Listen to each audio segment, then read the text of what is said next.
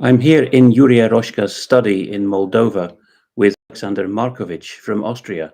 Alexander, you've just arrived for the Chișinău Forum 2023. Is it your first time speaking here?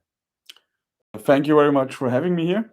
It's actually not my first time, but my second time.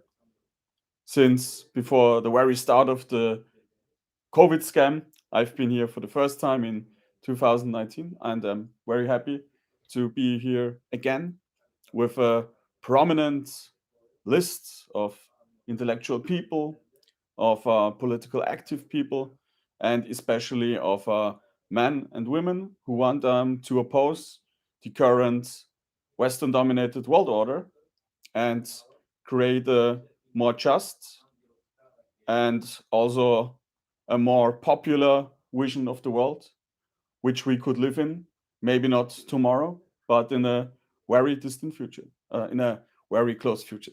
Let's put it like that.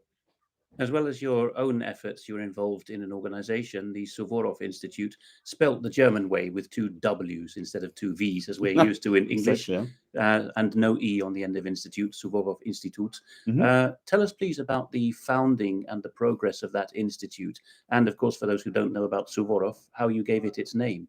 Of course. Yeah, so the Suvorov Institute was founded in 2014 at the start of the anti-Russian propaganda hysteria in the West, beginning with the Maidan Putsch in Ukraine. And from the very beginning, we have been an Austrian-Russian friendship society, which aim it was to counter these anti-Russian narratives on the one hand, and also on the other hand, to provide a more realistic look on what is really going inside Russia on the one hand, and on the other hand, to provide also a unbiased look on what Russian Eurasian culture actually is, and not the propaganda narrative created by the West on Russia on the one hand. On the other hand, we are also a think tank, of course, so we not only provide geopolitical analysis, but also analysis in terms of philosophy, which are also very critical of the current metamorphosis of liberalism into liberalism 2.0, with this ferroparticle component and this very urge of this globalist ruling class to actually dominate every aspect of our lives, but also to destroy any identity which is still left before the onslaught of capitalism. So this is about the Suvorov Institute and why we are called Suvorov Institute. It's quite simple. We are called after the Russian general Alexander Suvorov, who not only fought the Ottoman Empire back in the 18th century, but much more important, he also fought somehow the first offspring of globalization, the French Revolution and liberalism, even in the Swiss Alps. And he was also a good symbol of how different relations between Austria and Russia could look like, as the alliance of two conservative powers opposing global liberalism. And this is actually what Alexander Suvorov symbolizes for us, and therefore we are called the Suvorov Institute. Now, it seems that NATO has got its sights set on Austrian membership at the moment. You have on paper this constitutional neutrality still. I remember when I was an exchange student at the Schottengymnasium in Vienna, 1995, that because a lot of the young men were going to be conscripted soon after their Matura, I think you call it in Austria, Yes, don't you? that's correct. Their A-level equivalents. There were Ministry of Defense notices in the corridors saying Austria pledges that you will never be sent abroad for your military service. That was a generation ago. How much of that is true in practice, not just on paper, that Austria is truly constitutionally neutral in a time when it seems NATO, for reasons of transportation of men and material above all, is quite keen to be able to shuttle things between southern and northern Europe and east to west via Austria? Yeah, when it comes to the question of Austrian neutrality, you could say from a historical viewpoint that it was from the very beginning a neutrality which had light bias towards the West, which was from the very beginning more pro-Western than pro-Eastern.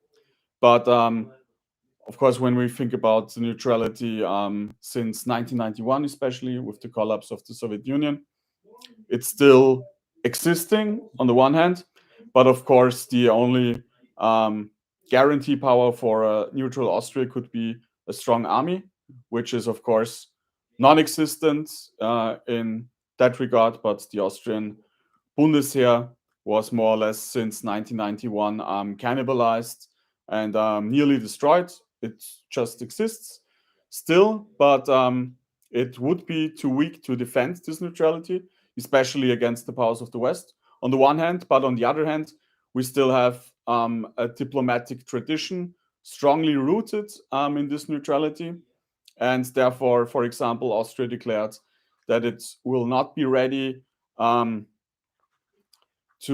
push out all military-abled Ukrainian refugees to the Zelensky regime and let them there fight to the last Ukrainian until the West is pleased. But some of your neighboring countries are already doing that, I think. Slovakia is one. Yeah, of course. But Austria still is opposing this process. So we have some rests of neutrality. And of course, there are some sinister forces like Gunther Fehlinger, for example, who's not also fantasizing about destroying Brazil, South Africa, Russia, and all countries who are opposing the West and somehow, dissipating them in several pieces. Like some ambition for a country the size of Austria. Exactly, yes. So I guess we didn't have such ambitions since the end of the 19th century. Maybe this is also something Austrian and the negative national trait of us. But yeah, so neutrality is, of course, at stakes at the moment.